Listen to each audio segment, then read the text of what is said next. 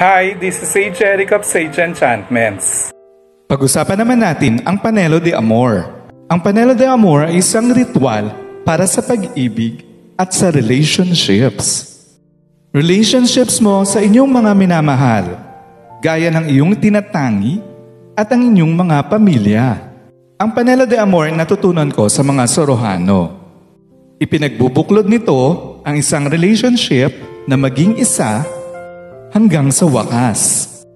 Ang Panelo de Amor ay nakakagawa din ng tulong sa mga relationships na lumalabo na, nagkakaroon na ng mga problema at mga di pagkakaunawaan.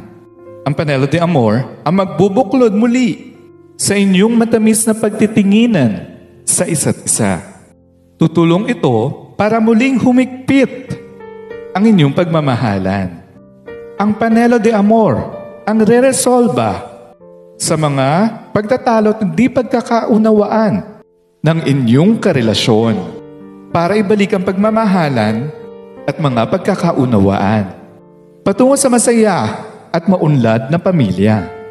Maaari din itong gamitin para ipagbuklod ng pamilya mo at ng inyong asawa upang gumanda ang relasyon at nasa mabuti ang lahat.